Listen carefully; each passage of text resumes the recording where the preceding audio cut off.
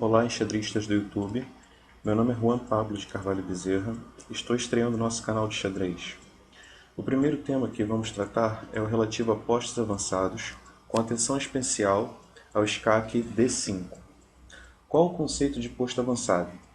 Uma casa forte, um posto avançado, é um elemento estratégico corriqueiro na prática enxadrística. A criação e ocupação de um posto avançado possui um papel crucial no decurso de muitas partidas.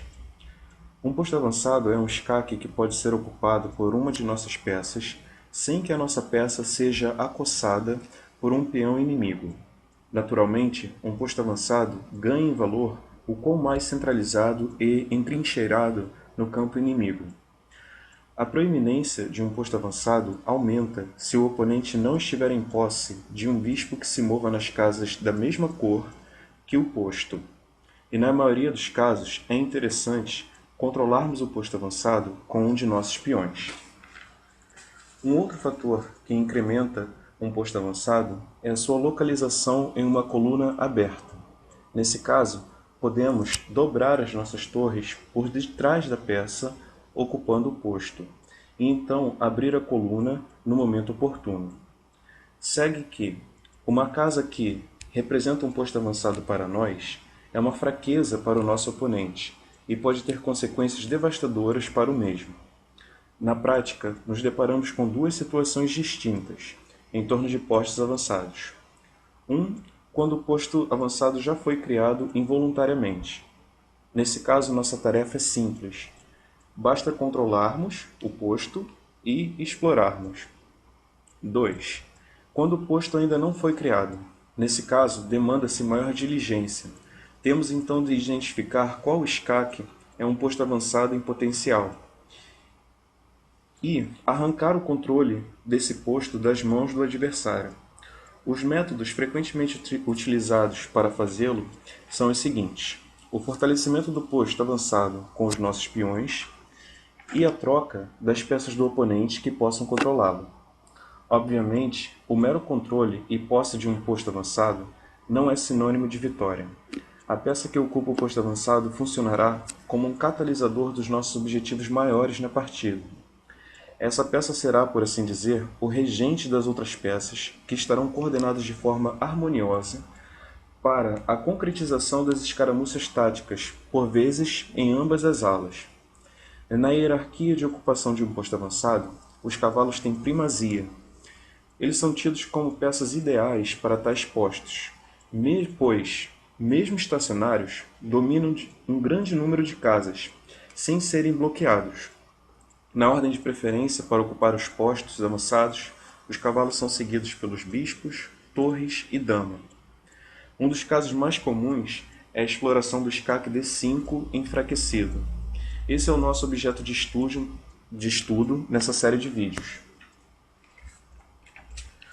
O primeiro exemplo seminal de maestria técnica do domínio de D5 deriva de uma partida jogada pelo então sétimo campeão mundial, Vassili Smyslov, no 14º campeonato da ex-União Soviética, em 1945. Smyslov era exímio jogador posicional e finalista. Aqui ele enfrenta o mestre ucraniano Rudakovsky. Smyslov joga de brancas e inicia a partida com E4. Rudakovsky responde com a defesa siciliana, C5. Cavalo F3, E6, D4, C captura em D4, cavalo captura D4, cavalo F6, as brancas defendem o peão de E4 com cavalo C3, D6. Aqui nós temos o que é conhecido como a variante Scheveningen da siciliana, que corresponde a essa formação de peões com peão em D6 e em E6. As negras mantêm o centro fluido, objetivando posteriormente romper no centro ou com E5 ou D5. Aqui as brancas têm várias opções.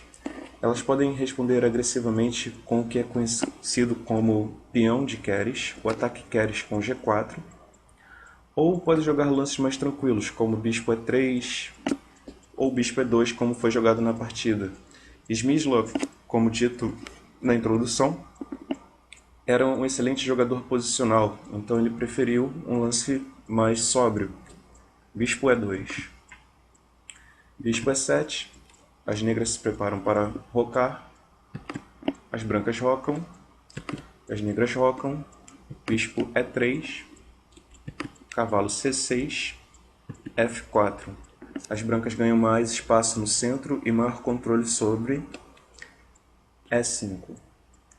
Dama C7. Dama E1.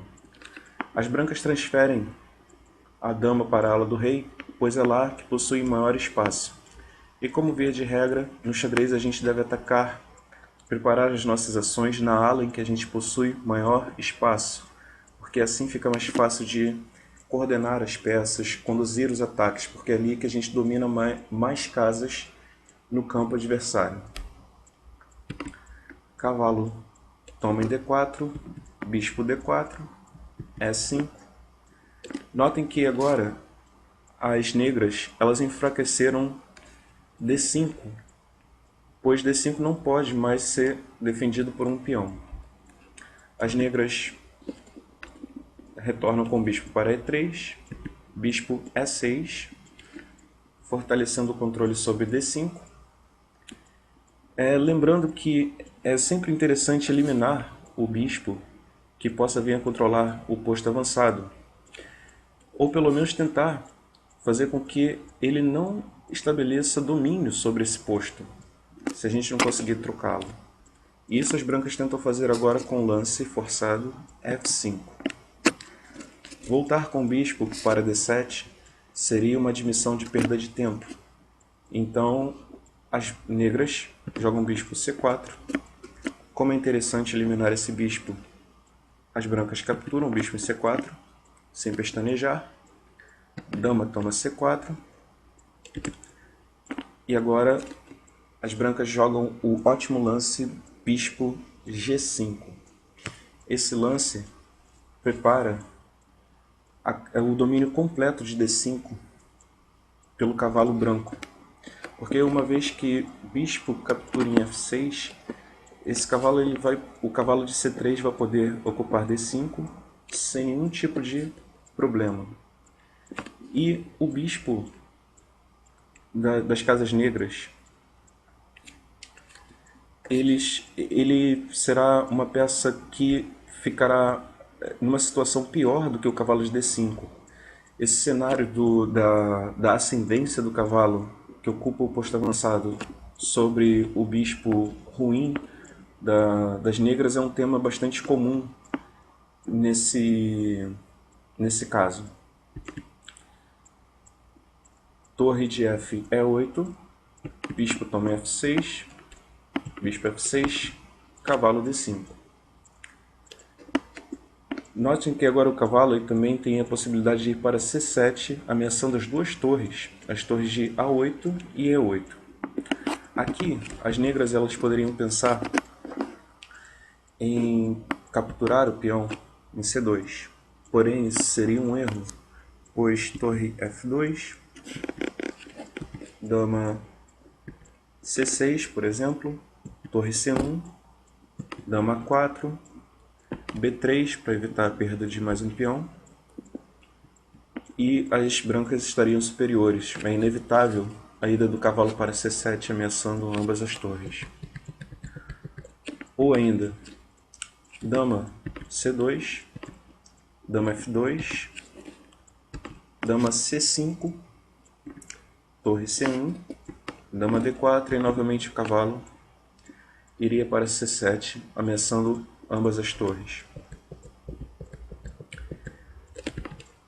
Daí já podemos perceber o quão poderoso esse cavalo se torna em D5. Ele torna, por exemplo, o peão que está teoricamente não defendido, ele torna esse peão incólume. Para evitar que o cavalo vá para C7, as negras retornam com o bispo para D8. C3, pois agora o peão de C2 pode ser capturado. B5. Agora as brancas, elas objetivam articular suas forças na ala do rei. onde novamente possuem maior espaço. Mas para tanto, elas precisam tirar a dama de C4, pois em C4 as negras ameaçam capturar o peão em E4. Então B3, dama C5, cheque, rei H1, torre C8, torre F3, preparando a transferência e coordenação das forças na ala do rei, rei H8. Esse lance ele é um lance um tanto duvidoso. As negras elas poderiam tentar adiar as ações das brancas na ala do rei, jogando um lance como F6. F6 impede que as brancas joguem F6, desestruturando os peões em torno do rei. Porém, como o cavalo estabelece uma dominância muito grande sobre todo o tabuleiro, as brancas têm a opção de jogar em ambas as alas. As brancas podem continuar com A4, A6, A toma em B5, A toma B5, torre H3, preparando a ida da dama para a ala do rei com dama H4 e ainda tendo domínio sobre a coluna A. Então as brancas aqui elas têm dominância sobre as duas alas. Mas esse não foi o lance da partida. As negras jogaram rei H8. Agora as brancas jogam F6. Notem que F6 só é possível devido ao domínio do cavalo sobre F6. Esse cavalo, como mencionado na introdução, ele é o regente da coordenação de todas as outras forças no tabuleiro. Aqui, se as negras resolvem não aceitar a captura do peão, se elas jogam, por exemplo, G6, as brancas elas podem começar a ameaçar a penetrar em H6 com a dama. E se as negras tentam evitar, por exemplo, com H5, dama G5, rei H7, torre H3, ameaçando o sacrifício de torre em H5,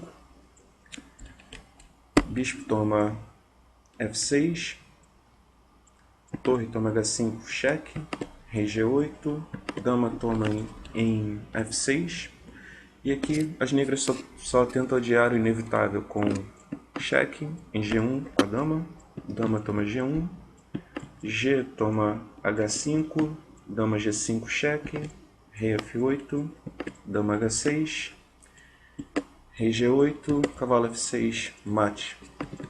Isso é apenas um exemplo. Um outro exemplo, se as negras tentam evitar o inevitável com torre G8, dama H4 também é muito forte.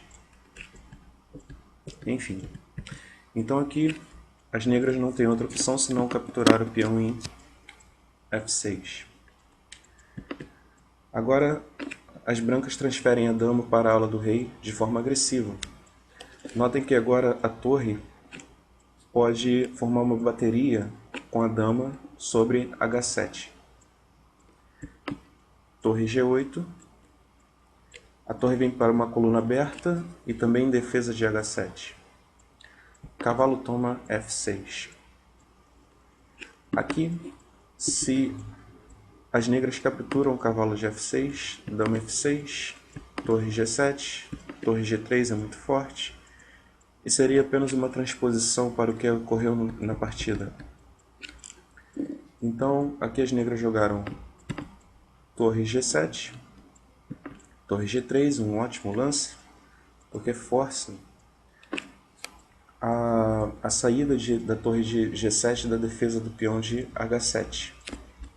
Aqui, se as negras tentam transferir a torre para G8, a torre de C8 para G8 com o lance bispo E7, por exemplo, não funciona.